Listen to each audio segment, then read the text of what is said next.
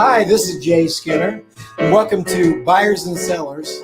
I open up a little bit here with a song and give everybody a chance to get on board.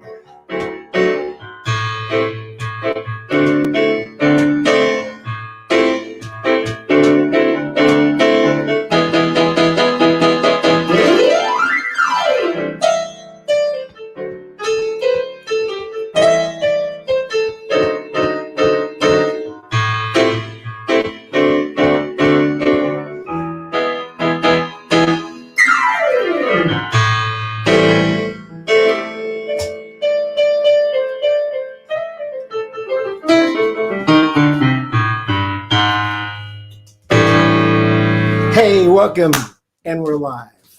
Thank you everyone for coming today. My name is Jay Skinner, and you're on the Buyers and Sellers Show. This is a show where we're really going to work together and have some fun. And just for some logistics for a minute, first of all, we're 30 minutes up and down, no more, and oftentimes less. So you're not trapped in this forever. And I'm glad you're here. It's always nice to get a short show, something that's going to bring some value. Another thing to think about is this is participative. So when you're watching and listening, I want you to jump on the comments and actually give us some thoughts and participate in some insight too. Very valuable part of this. I don't know how to motivate you to do that, but that makes it especially fun. And that's the topic of today's show. It's motivating others. Is it really possible? And I talk about what motivates you and others to excellence. I know about motivational speakers. I get it. I've been there. I was at the positive thinking rallies and those sorts of things many years ago. I've known some of the guys. I had the pleasure to be meeting some of them, like Norman Vincent Peale or Zig Ziglar. How about, let's see, who else have I met? Jeffrey Gitomer, I talk about him. He's the king of sales. I talk about Tony Alessandra, Brian Tracy. There's a few that I've met over the years. And I think probably they will tell you too that the impact of their speech is short-lived if there's not follow-up. And so I like the energy that comes along with it. I'm all about conceiving and believing and achieving, but I know it's just not as easy as I wish it was. So employers these days are feeling the pinch of lack of motivation because of workers. And in some cases, we know some folks, might be some of you, are making $800 or $900 a week on an unemployment package just between the state and the federal. And now it's been extended, could be through September. And it could be said that that's a disincentive sometimes, especially if you never made that much money before in your life. I think it's also possibly causing kind of a downward spiral of motivation in people, because I know if you don't use it, you lose it. So one of the things about motivation, and that's for the sake of unemployed as well as employees, is what it is we might do to change that and some reasons to make it make sense why motivation is important, and getting a job in the face maybe of that kind of unemployment still makes sense. We're going to be talking about different people because I've also got folks in other areas. I should show you, as I'm looking around here, the logistics. I have a screen here, I got a screen here, got a screen there, got one right here, a lot of things going on. So if you see me looking around, I'm trying to pay attention to everything that's going on there. I want to, of course, encourage you to make comments to me, and you can send an email to my email. I'm wjskinner@aol.com, and very welcome to engage you here. You can go to my website, and another thing for the website, not just PDT Associates, which is the name of my company, but also thejskinner.com. We'll get you there too. It's kind of fun. And So what motivates you? That's exactly what we're going to talk about here. And let's see what we get. The first group, and by the way, I'm counting on you for some comments here. So we'll bring them in at the end of each little section here. One is, how do you motivate a sales group or an inside sales group to action for sales? That's what, you guys will hire the sales manager. Okay, now motivate these people and make them sell. It's like, I've been on both sides of that, and I don't think it works. Not at least like that. It's all about the environment. First of all, the people that are selling need to know, and we've talked about this before, that whatever it is they're selling is going to be delivered, and that the promises and the claims that they're making will be fulfilled within the company. And so they need to see from the production and the ownership side of the company that whatever it is they're selling is really going to happen, because nobody likes riding the apology train. But that when it comes to motivation, where I've found and had the greatest success, I'll tell you what doesn't, and that is, you've got the board and here's the people and here's how much they sold, and that's it. And you could have some really motivated people that don't happen to be in the right category for sales numbers, that are working really hard and doing really well and certainly deserve a pat on the back and a chance to win the prize and go to the top. Now, I'm not talking about participation trophies. I don't agree with those. I'm talking about metrics that are beyond just how much do you sell. And it's fun. Have you ever heard of gamification? That's where you have more fun with what you're doing. And it's like, if I can control what I'm doing, and that's part of the metrics, and it's not always just about if the customer buys or something or buys a lot, that I can be recognized, that's valuable. So I suggest measuring and monitoring and competing around activities that the individuals have greater control over, as opposed to just a straight amount of sales. That being said, outcome-based metrics are important, and making this a worthwhile and valuable goal is important, but let's make the outcome a little different than what's normally expected. Here's an idea for selling stuff that's kind of fun. And I'm just as a warning, if you're typing in the comments, if you're in, Facebook or YouTube, any of those have comment sections, YouTube or Facebook, or if there's a commenting section there on Twitter, you can comment there, and it should come up right here for me to see. But here's an idea. It's called New Product, New Customer. And it's not about the volume. It's about understanding that when you as a supplier have a customer and that customer buys more than one thing from you, that builds tremendous loyalty. And so customer satisfaction is great, but it doesn't mean near as much as customer loyalty. And I have to thank you, Jeffrey Gitomer, because you wrote a book with a title just like that. And that's true, is that customer loyalty is important. And if you have a customer that owns 2 or 3 or 4 of your products, different products, that's more loyalty, and they're going to stay with you. Now, that's also an indicator you're a really good supplier. You have to go after it. Discourage them from having multiple suppliers for each different product if you can. If they want a backup, but they can have it, but you're not going to fail. And make sure that they own your whole product line as much as possible. And every time that you add a product, put a mark on the board. And the sales group can do that, or the inside sales group can do that. And every time that customer buys a different product from a different genre within your product group mix, that's a credit. And then the other part is new customer altogether. And that's when someone signs up and buys something. I don't care if they buy one thing. It would discourage you from giving away samples if you're going to get credit for a new customer, because if they place an order you get credit. So it's new customer, new product. That adds up. And at the end of the month, now look at the activity. And you'll probably find that the guy that would normally be the highest dollar volume for sales is in the middle or maybe at the bottom of these important metrics that everybody can have fun participating in. And I think more people are going to enjoy going after new customer and new product. And the end result, of course, is more sales, greater stability, a stronger bottom line.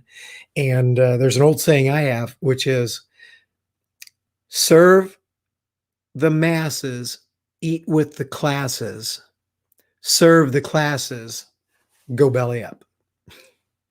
Okay, you can think about that. So that's gamification, having some fun with something that's a little bit different. And I see that I've got some comments. So let's just take a minute here and take a look at what the comments are and see what we got. Hey, Sharon Skinner Hoffmeister, good to see you. Glad you're here. Well, you know, I'm going to ask you, Sharon's been live consecutively for over 500 days in her business. So Sharon, come back to me and tell me how many days and write the name of your business so we all know what you're doing. Tremendous going live. And then we've got Kevin. Good morning, Kevin. Thank you for coming. God bless you too. I'm glad you're here. Anybody else? I'm interested in your topics as it relates to motivation. Give me something that motivates you or an idea that's worked in your company and that you think, oh, we can share. I'm very interested in that. So what's the number two group of people? Well, we don't call this buyers and sellers for nothing. The purchasing people. I mean, I do trust that you're here. I know this is that when I go to good negotiation seminars, it'll be split between high-level purchasing people and high-level sales and marketing people. And because we're on both sides of that transaction. Of course, you know, I want to try to create a both win situation. And I hope that you do too. So, but I don't call it buyers and sellers for nothing. What motivates purchasing people? If you're, you know, even what constitutes a great purchasing performance? There's extreme value to your company. So how you're motivated to be excellent at that is a big deal. Maybe you need to be encouraged to save money, but not destroy quality or service and the important things in your vendor relationships. So I know the saving money metric has always been there. It's like the sales high volume metrics for motivation that don't exactly work. I don't know if saving money works for you. I also do know that in a practical way, that sometimes the saving money metric works against you in the company when it comes to quality, because when a vendor is cutting pricing, far too often they're cutting quality that you don't even know about in order to achieve the new lower price that you're asking for or perhaps demanding. So what are some metrics that are going to build you up, build up your company, build up your vendor relationships? And maybe it's, I don't know, what would make you enthusiastic? Does anybody have any ideas about that? What could you get credit for that's not just saving money, period? So how about improvement with existing vendors as it relates to quality or returns of bad product? I don't know if you monitor that, but many companies do. And if you're building relationships with vendors that are delivering in a beautiful way and they package things properly, and so when the products come in that you reuse or they're part of you building your product, they come in and they're all great and ready, then that's the kind of vendors you need to be bringing in and working with. Oh, they might cost just a little bit more, but I will tell you, it's generally worth the price. How about finding alternative suppliers with new features to their products compared to what you've currently getting? I mean, you may be buying a widget, but maybe someone's got a widget plus that will do far more than the widget does and help enhance your product quality and what you're delivering. Maybe you should get credit for bringing in people like that are bringing added value. How about buying new products from existing vendors? Okay, remember the sales program? New product, new customer. Well, you're on the buying side of new product, new customer. And if we want to make it a great both win situation, what about investigating, not just because of customer loyalty, but also, you're helping them have more business, but for you, you're a tighter relationship. If you can be buying 2 or 3 or 4 different products from the same vendor, it's going to reduce your vendor list maybe, and at the same time, it's going to build a greater, stronger relationship with your vendor. And when you do that, if you're buying widgets from this line and then gadgets from this line, you ought to get credit for finding that they do gadgets too.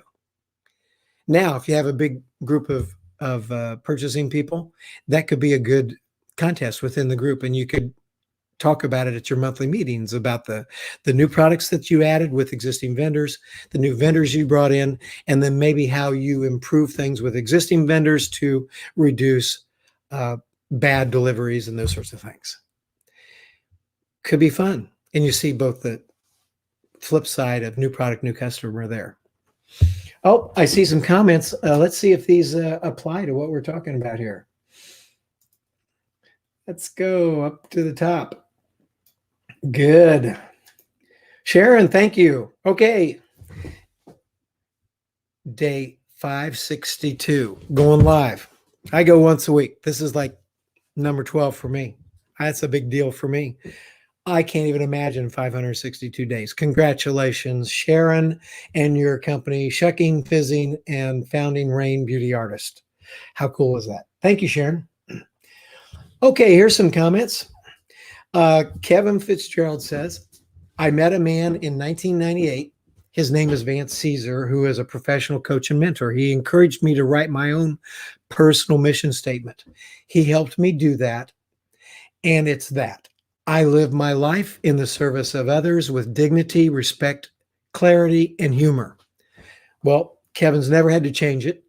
My motivation is to come into every opportunity as a servant, and I've never been disappointed.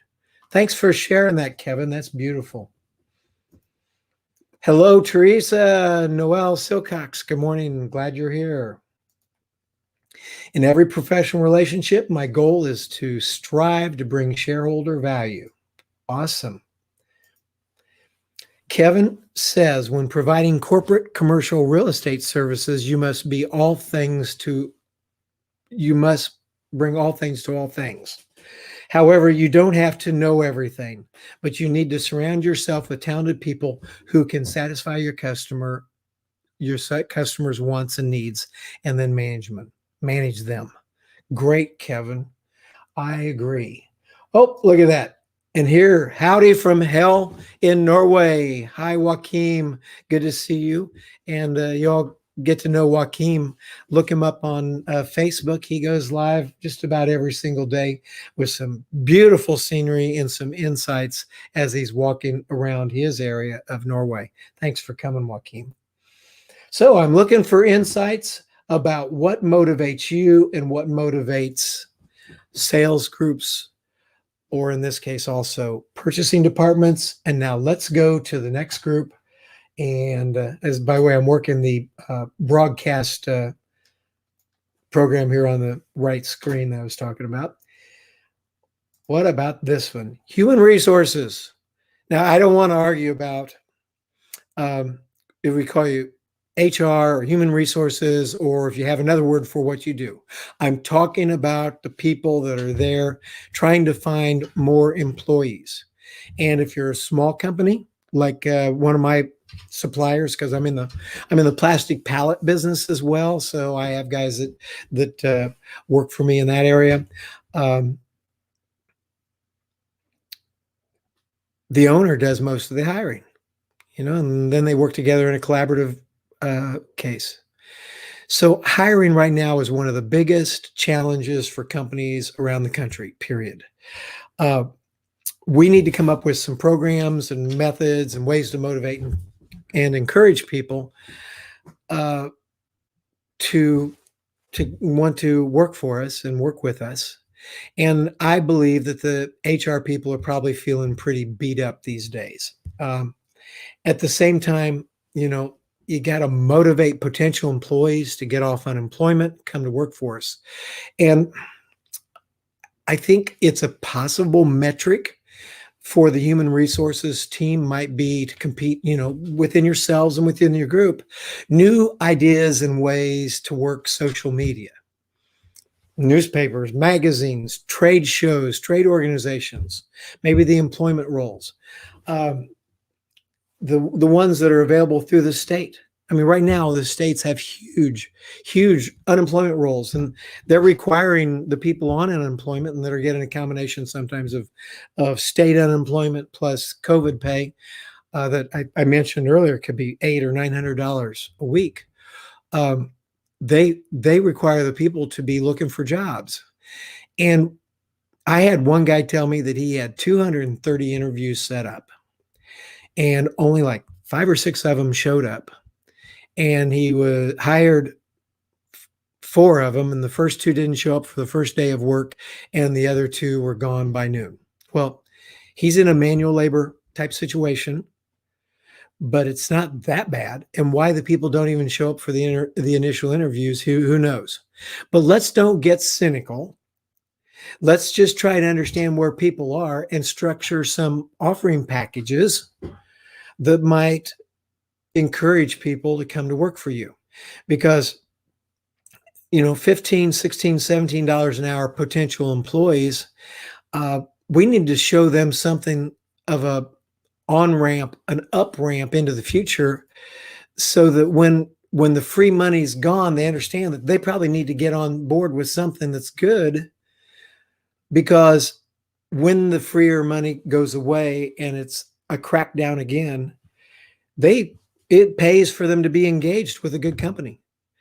And the other thing is, and I'm very interested in your comments, come on in and talk to me, but doesn't it make sense that the stagnation of not working and living on unemployment might drag you down? And I would say most people know that it will. There's an old saying that if you don't use it, you'll lose it. And I know that's the case with my piano playing. If I don't play the piano for months and months and months and months, I get rusty. And I think it's the same thing about showing up to work.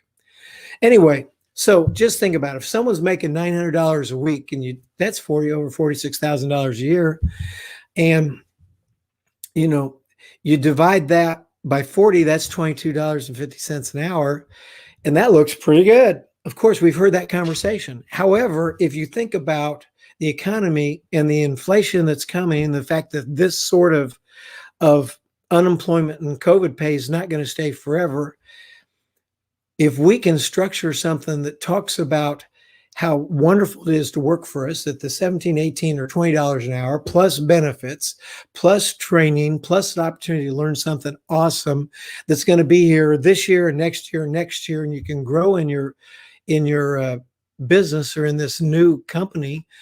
I think that as an HR person, maybe the gamification contest would be build ways to motivate and encourage unemployed people to want to be with you and show them how awesome it can be to work with you. And it's not just adding more money to the bottom line, but to show them the path of success as you teach them a new career. Well, what are your thoughts? There's a couple comments. Let's see what those are about.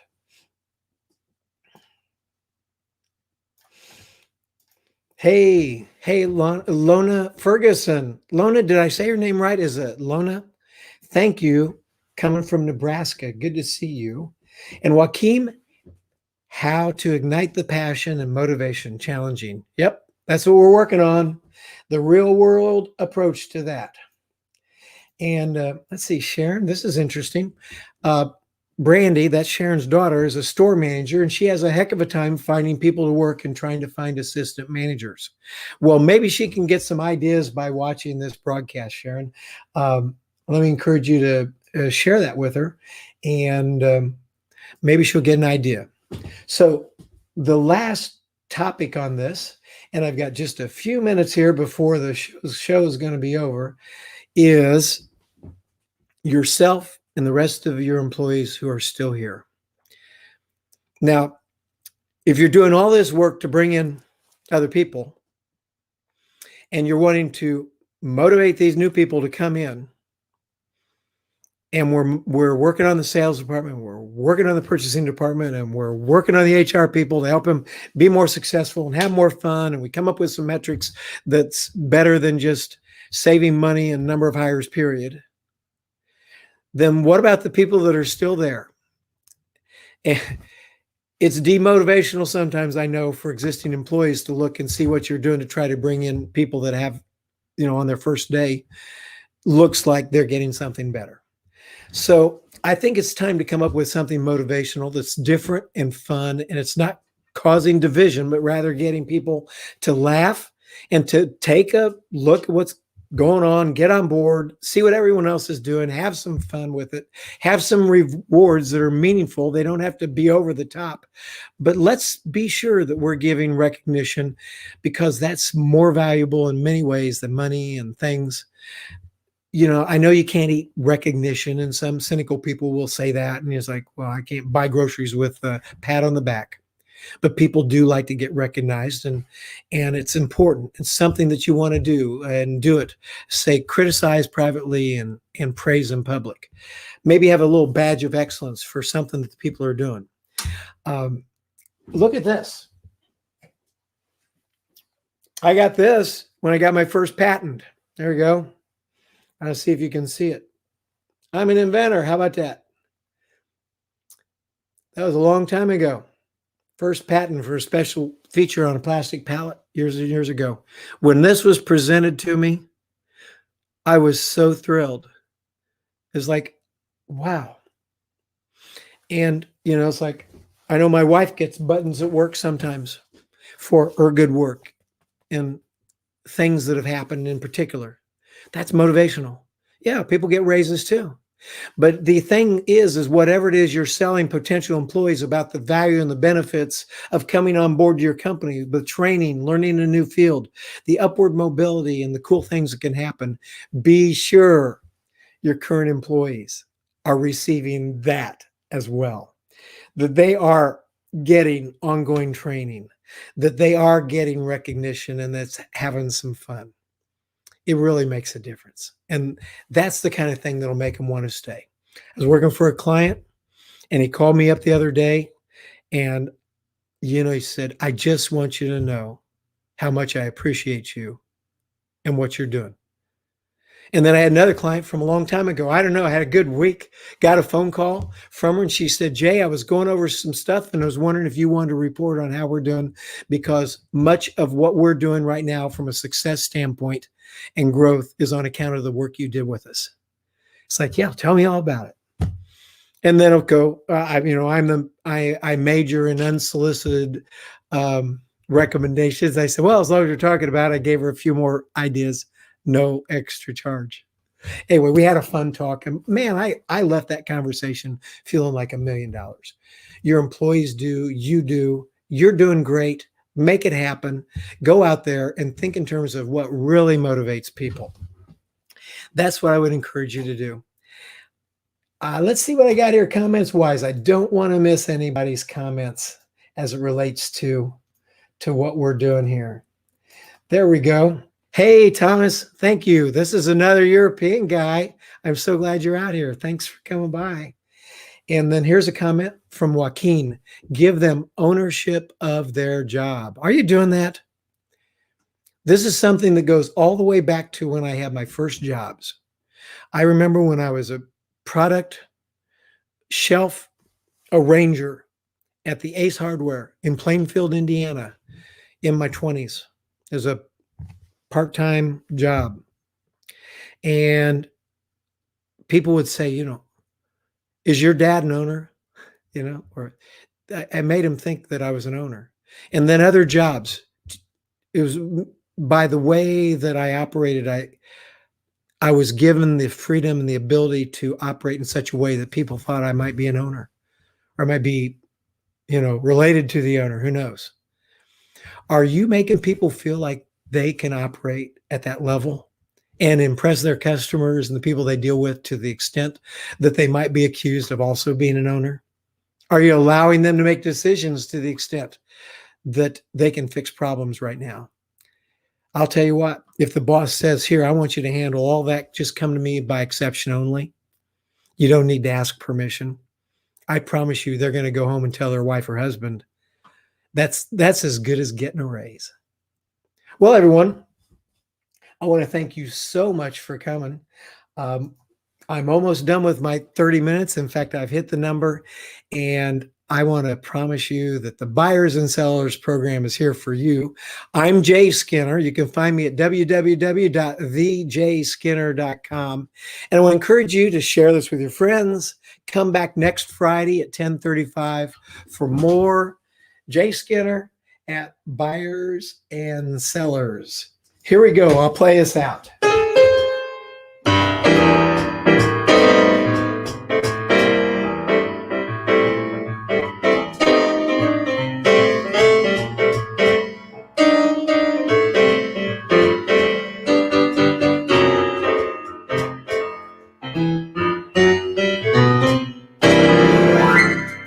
See you next week.